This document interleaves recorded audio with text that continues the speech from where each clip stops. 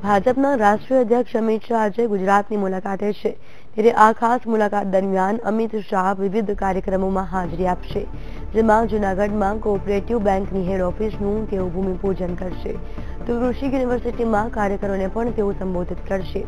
21 જૂને અમદાવાદમાં આંતરરાષ્ટ્રીય સ્તરના યોગ દિવસની ઉજવણી થવાની છે, જેમાં પણ અમિત શાહ હાજરી આપશે।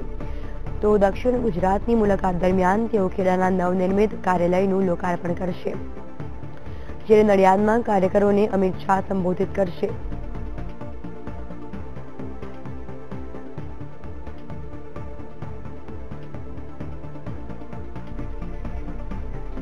આજ મામલે સંવાદદાતા મેહુલ દેસાઈ જોડાઈ ગયા છે।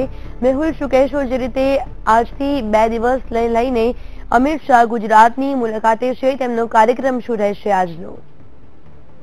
ચોક્કસથી ખાસ કરીને વાત કરીએ તો ભાજપના રાષ્ટ્રીય અધ્યક્ષ અમિત શાહ 2 દિવસની ગુજરાતની મુલાકાતે આવી ગયા છે। તેમનો જે કાર્યક્રમ છે તે અગાઉ નક્કી થઈ ચૂક્યો હતો। ખાસ કરીને વાત કરવામાં આવે તો આજે સૌરાષ્ટ્રમાં તેઓ જે જૂનાગઢ છે, જૂનાગઢમાં તેઓ કાર્યકર્તાને સંબોધન કરવાના છે। એક રોડ શોનું પણ આયોજન કરવામાં આવ્યું છે।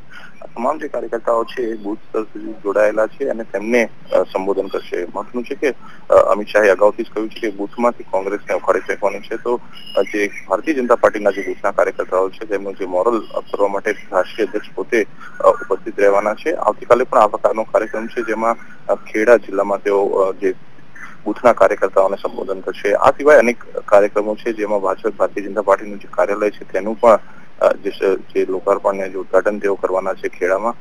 સાથે જ આજે જૂનાગઢમાં પણ અન્ય કેટલાક જે કાર્યક્રમો છે કાર્યક્રમોમાં ઉપસ્થિત રહેશે। મહત્વનું છે જેમ કે આવતીકાલે જે કાર્યક્રમ છે વિશ્વ યોગ દિવસ, તેમાં પણ ભાજપના રાષ્ટ્રીય અધ્યક્ષ યોગ કરતા જોવા મળશે। આમ 2 દિવસની ગુજરાતની તેમની જે મુલાકાત છે, મુલાકાતમાં વિવિધ કાર્યક્રમો ભારતીય જનતા પાર્ટી દ્વારા ગોઠવવામાં આવ્યા છે અને તમામ જે ચૂંટણીલક્ષી જે કાર્યક્રમો છે કાર્યક્રમો ગોઠવવામાં આવ્યા છે। સાથે જ જ્યારે વડાપ્રધાન આવનાર દિવસોમાં ગુજરાતની મુલાકાતે આવશે તો તેની પણ તેઓ સમીક્ષા કરશે। જી બિલકુલ મેહુલ, આભાર તમામ જાણકારી બદલ।